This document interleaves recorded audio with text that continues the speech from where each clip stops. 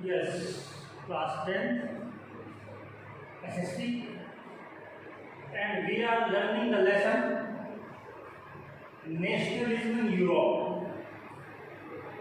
पहले एक वीडियो हम इसमें पूरा कर चुके हैं जिसमें हमने फ्रांस के बारे में जाना, कैसे वहाँ की सोसाइटी 3 हिस्सों में बटी हुई थी और किस तरह से वहाँ नेपोलियन बोनापार्ट आ गए थे बाद में, फिर उनको 1815 में कैसे हटा दिया गया और बोरबोन डायनेस्टी को दोबारा से वहाँ पे कायम कर दिया गया। तो ये चीज़ें चल रही थी फ्रांस से रिलेशन। आज हम क्या डिस्कस करेंगे वो हमें ब्रीफली पहले अपने माइंड में रखना चाहिए, क्या डिस्कस करने वाला है। फ्रांस के अलावा जो बाकी जगहें हैं यूरोप के अंदर, वहाँ पर क्या चल रहा है, वहाँ पर नेशनलिज्म किस तरह से फैल रहा है, क्या लोग राजाओं को हटाने में सक्सेसफुल हो रहे हैं और क्या वहाँ की डिमांड है, ये सब बातें। तो क्वेश्चन क्या है आज का पर्टिकुलर कि 1848, ठीक है, इसमें एक क्वेश्चन आता है, पूछा तो जाता है कई तरीके से कि 1848 का जो रिवॉल्यूशन है लिबरल्स का, ठीक है, ये जर्मनी के रिलेशन में हम पढ़ेंगे। जर्मनी के रिलेशन में जर्मनी के अंदर क्या हुआ 1848 में व्हाट हैपेंड इन जर्मनी। तो यहाँ पर लिबरल जो लोग हैं, पहले तो ये समझना पड़ेगा कि कौन लोग लिबरल हैं जर्मनी के अंदर। लिबरल एक आइडियोलॉजी है, जैसे कुछ लोग जो अपर मिडिल क्लास के लोग हैं, पढ़े लिखे लोग हैं, वो फार्मर्स नहीं, वो छोटे मोटे आदमी नहीं, तो उन लोगों ने डिमांड शुरू करी कि कैसे यहाँ पर राजा को मजबूर किया जाए कि कॉन्स्टिट्यूशनल मोनार्की हो। और मकसद ये चाहते थे कि जर्मनी तो नाम बाद में पड़ा, जर्मनी जैसा तो कुछ था नहीं, छोटे छोटे राजा किसी और नाम से स्टेट होते थे, जैसे पर्शिया है और है, तो और नाम से छोटे छोटे राजा जगह जगह पर राज करते थे। ये लोग ये चाहते थे कि ये राजा तो यहाँ से हट जाए और यहाँ पर डेमोक्रेसी आ जाए, और डेमोक्रेसी भी नहीं आए तो कम से कम कॉन्स्टिट्यूशन के अकॉर्डिंग राजा सरकार चलाने लगे, अपनी मर्जी से न चलाए। अपर मिडिल क्लास के लोग ये चाहते हैं और छोटे छोटे जो देश बने हुए हैं वो हटा करके एक बड़ा देश बन जाए, ठीक है। छोटे छोटे टुकड़े हैं, अभी जर्मनी बना नहीं है, तो छोटे छोटे टुकड़ों में राजा राज कर रहे हैं। अब ये लोग कुछ पॉलिटिकल एसोसिएशंस हैं, तकरीबन 830 थी उसका 830, इनके रिप्रेजेंटेटिव इकट्ठे हुए, एक जगह है वहाँ पर, वो है फ्रैंकफर्ट, एक शहर का नाम है ना। और उस वक्त वहाँ पर राज्य था पर्शिया का राज्य था। तो पर्शिया के अंदर एक शहर है फ्रैंकफर्ट, वो फ्रैंकफर्ट में इकट्ठे होकर उन्होंने मीटिंग की। जर्मनी बना नहीं है, जर्मन की जगह उसका नाम अभी क्या है, पर्शिया है उसका नाम। वहाँ पर फ्रैंकफर्ट एक शहर है, पर्शिया जो राजा है पर्शिया का, उसमें शहर है फ्रैंकफर्ट, और सेंट पॉल नाम का एक चर्च है उस शहर के अंदर। उस चर्च के अंदर लोग इकट्ठा हुए हैं कि हमें कॉन्स्टिट्यूशन बनाएंगे और जाकर के राजा को देंगे कि भाई आपको सरकार चलानी है तो आप इन कानूनों के मुताबिक अपनी सरकार चलाइए, ठीक है। और ये बहुत सारी जगहों से लोग इकट्ठे आए थे, 830 लोग रिप्रेजेंटेटिव थे पॉलिटिकल एसोसिएशन के। तो क्वेश्चन कई तरीके से आ सकता है, या तो ये पूछेगा 1848 का जो रिवॉल्यूशन है वो बताइए, या यूं कहेगा कि रिवॉल्यूशन ऑफ लिबरल्स ऑफ 1848 बताइए, या यूं कहेगा कि फ्रैंकफर्ट पार्लियामेंट क्या थी इसके बारे में बताइए। पूछे कुछ भी, जवाब एक ही है कि 1848 में क्या हुआ। अब हम दोबारा से यहाँ पे डिस्कस करने वाले हैं। हालात क्या थे, एक तो छोटे छोटे राज्यों में यूरोप बटा हुआ था, हर जगह ये बात चल रही थी कि 2 4 10 राजाओं इलाके को मिला करके एक राष्ट्र बना दिया जाए, एक राष्ट्र बना दिया जाए। और लोगों का साथ चाहिए इसमें जब बनेगा, ताकि लोग दबाव बनाएं अपनी सरकारों के ऊपर। तो लोग जो है उस वक्त भूख से परेशान थे और मुश्किलों की जिंदगी जी रहे थे लोग। अगर लोग अच्छे खाते पीते होते हैं, बढ़िया मजे कर रहे होते हैं, फिर वो चेंज क्यों चाहेंगे? फिर तो कहेंगे ठीक है हमारा राजा बढ़िया है। अगर राजा हर महीने खाते में उनके 50-40 हज़ार रुपये डाल दे तो उन्हें क्या जरूरत है? तो राजा चलता है। लेकिन क्योंकि उनकी जिंदगी भूख और मुश्किलों से गुजर रही थी, ये हालात वहाँ पर जनता के, ठीक है। तो इसी वजह से लोगों ने रिवोल्ट किए जगह जगह यूरोप के अंदर, पूरे यूरोप में। जैसे एशिया बहुत बड़ा है, ऐसे यूरोप भी बहुत बड़ा है। तो वहाँ पर काफ़ी सारे मोनार्क यानी राजाओं को हटा दिया गया। यूरोप का पढ़ रहे हैं ना, नेशनलिज्म यूरोप, तो यूरोप के बहुत सारी जगहों पर हटा दिया गया मोनार्क को, यानी कि राजाओं को। मोनार्क माने राजा, किंग, ठीक है। और मिडिल क्लास जो ये आदमी थे, इन्होंने रिवोल्ट शुरू किया। ये थोड़ा कंजर्वेटिव टाइप के थे, मतलब ये चाहते थे कि भाई यहाँ पर कुछ बदलाव हो जिससे बिजनेस आगे बढ़े हमारा, ठीक है। और वुमेन ने भी इसमें काफी कंट्रीब्यूशन किया। लेकिन फ्रैंकफर्ट पार्लियामेंट जिस वक्त हुई, फ्रैंकफर्ट में जब ये इकट्ठे हुए 1848 में, तो ये वुमेन शामिल जरूर हुई, लेकिन वहां कुछ बोलने की परमिशन इनको नहीं थी। एज ए स्पेक्टेटर यानी खड़े होकर के देख सकते हैं बस कि वहां पर चल क्या रहा है, ठीक है। और हुआ भी ये जगह जगह मोनार्क हटाए भी गए। औरतों के संबंध में क्वेश्चन अलग से आता है कि औरतों की कंडीशन क्या थी, उनका कंट्रीब्यूशन क्या था, उनको मिला क्या।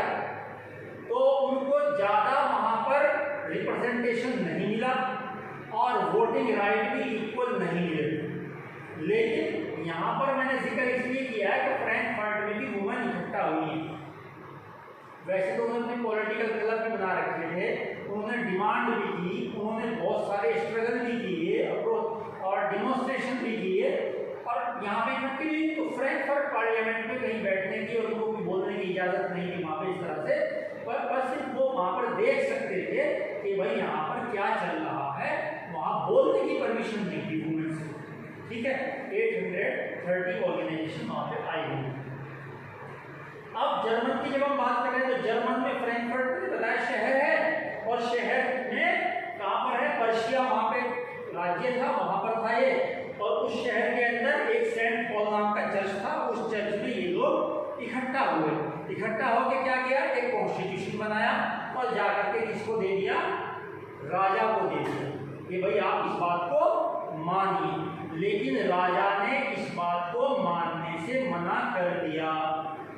कैसर उसका नाम है, कैसर समथिंग करके है ना, कैसर विलियम करके उसका नाम है, कैसर विलियम फर्स्ट शायद नाम है। तो उसको दिया उसने, बल्कि उसने और ज़्यादा उन पर अत्याचार और परेशानियां खड़ी कर दी कि तुम तो हमें यहाँ से हटाना चाहते हो, हमारे ऊपर संविधान की मर्जी सौंपना चाहते हो, अब तो अपनी मर्जी से सरकार चला रहे हैं।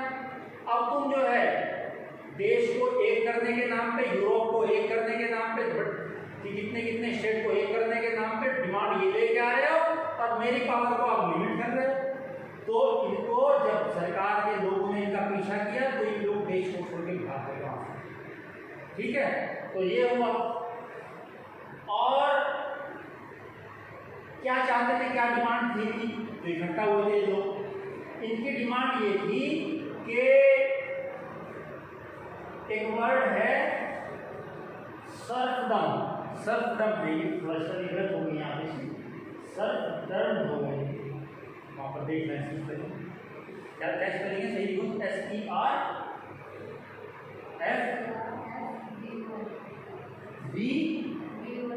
सर्फडम।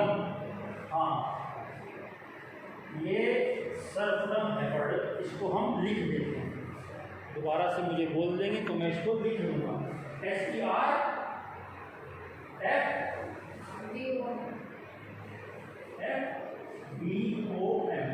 सर्फडम क्या होता है? सर्वप्रथम ऐसा है जैसे बॉन्डेड लेबर, आपने मजदूरों को बॉन्ड कर लिया, यहाँ पर खेती करिए, यानी बंधुआ मजदूर गुलाम एक बार खरीद लिए बस आपने और उनसे काम ले रहे हैं, कोई तनख्वाह वनख्वाह उनको नहीं दे। तो इन लोगों की डिमांड एक तो राजा से ये थी कि इस सिस्टम को खत्म करें, आप मजदूरी कराते हो तो आप पैसे दीजिए उसको, और बॉन्डेड लेबर आप ना कराएं। ये सर्वप्रथम इसको खत्म करने की बात थी। और क्या चाहते थे? बॉन्डेड लेबर, वो जाके लिखा, पूरा लिखा आपने, bonded labour and wanted freedom of market, और मार्केट में काम करने की आज़ादी हो। जगह जगह गवर्नमेंट इंटरफेयर करती है, राजा लोग इंटरफेयर करते हैं, इसलिए हमारा बिजनेस नहीं बढ़ पा रहा, ये इनकी डिमांड थी। ठीक है, तो राजा ने क्या किया? मानने से मना कर दिया कि तुम तो कॉन्स्टिट्यूशनल मोनार्की लेके आना चाहते हो, ये चाहते हो कि मेरी पावर लिमिट कर दी जाए और मैं संविधान और कॉन्स्टिट्यूशन के अकॉर्डिंग गवर्नमेंट चलाऊं, तो मना कर दिया राजा ने। लेकिन राजा ने एक काम किया, देखो जो होशियार लोग होते हैं वो इस काम को करते हैं। उन्होंने क्या किया? वो बड़ा चालाक राजा था, उसने देखा आज तो मैंने इनको दबा दिया, लेकिन असल में कल लोग फिर इकट्ठा हों, फिर डिमांड करेंगे, हो सकता है तब मैं इनको ना दबा पाऊं, तब ये मुझे ही मार डालेंगे या क्या करेंगे। तो मुझे अपनी जनता को अपने फेवर में लेने की जरूरत है।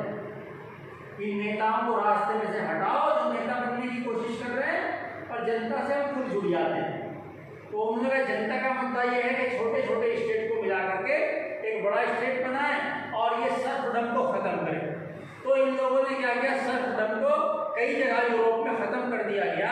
हैब्सबर्ग डायनेस्टी एक थी और रशियन जो इलाका था वहाँ पर राजाओं ने यूरोप के अंदर देखा कि फ्रैंकफर्ट में ऐसा हुआ है, तो कई सारे राजाओं ने ये बॉन्डेड लेबर का सिस्टम, सर्फडम का सिस्टम खत्म कर दिया। तो उनकी जनता उनसे काफी हद तक फिर सेटिस्फाई हो गई। ठीक है, तो तीन तरह से क्वेश्चन, तीन कंटेंट बने। एक तो ये फ्रैंकफर्ट पार्लियामेंट का 831 या कितने लोग वहां पे इकट्ठा हुए और उन्होंने क्या डिमांड रखी। दूसरा क्वेश्चन बनता है वुमेन का, कि वुमेन का क्या रोल था, कि वहां सिर्फ देखने के लिए इकट्ठी हुई और वुमेन को मिला क्या? मिला ये कि उनको कोई जहाँ जहाँ भी उनको आज़ादी मिल रही थी यूरोप के अंदर, तो उनको वहाँ पर कुछ वोटिंग राइट इक्वल नहीं मिल रही थी। दो हो गए। और तीसरा ये था कि इसका जो ये हालांकि नाकामयाब रहा, जर्मनी को एक करने के लिए जो फ्रैंकफर्ट पार्लियामेंट हुई थी ये कामयाब नहीं हो सकी, लेकिन फिर भी जो बॉन्डेड लेबर का सिस्टम था यूरोप में कई जगह पर, और सर्फडम था, ये इस तरह का खेती बाड़ी के रिलेशन में, ये इसको खत्म कर दिया गया। तो ये तीन सवाल हुए, इसका रिजल्ट क्या निकला, वुमेन का क्या रोल था और क्या छूट वहां पर मिली। तीन सवाल हो गए है ना। फ्रैंकफर्ट पार्लियामेंट कहाँ थी? फ्रैंकफर्ट कहाँ पर था? एक शहर था। और मीटिंग कहाँ पर हुई? सेंट पॉल चर्च था, वहां पर मीटिंग हुई। वहां पर कॉन्स्टिट्यूशन बनाया मिडिल क्लास ने, जाके राजा को दिया, राजा ने मना कर दिया और उन पर और शक्तियां बरत दी। लेकिन कुछ बातों में जनता को छूट दे दी है यूरोप के कई सारे देशों ने। और वुमेन के रिलेशन में ये था कि वुमेन ने इसमें फ्रैंकफर्ट में हिस्सा लिया है। तो आज का हमारा क्वेश्चन बस ये 1848 के रिवॉल्यूशन पर था, इतना ही हम करेंगे और इसी के रिलेशन का क्वेश्चन हमारा तैयार हो जाना चाहिए। और बाकी इसके बाद में हम देखेंगे कि एक्चुअल में कब कामयाबी मिली कि जो जर्मनी है कैसे यूनाइटेड हो पाया आगे चल के, है ना, वो बड़ा इंटरेस्टिंग है। ये लिखा दो conservative forces were able to suppress liberal, हालांकि लिबरल को दबा तो दिया लेकिन they could not restore the old order. ये भी सवाल पूछता है इसी तरह से क्वेश्चन। हालांकि उन्होंने उनको दबा दिया फ्रैंकफर्ट पार्लियामेंट के लोगों को, लेकिन वो पुराने तरीके से अपने सरकारों को नहीं चला सके, कुछ कानून बदलने पड़े, तो भी यही सारी बातें आई हैं। सवाल कितनी भी तरह से पूछा जाए आंसर उसका यही बनता है। ठीक है, तो आज का वीडियो हम यही खत्म कर रहे हैं। नेक्स्ट वीडियो हमारा शुरू होगा यूनिफिकेशन ऑफ जर्मनी। थैंक्स।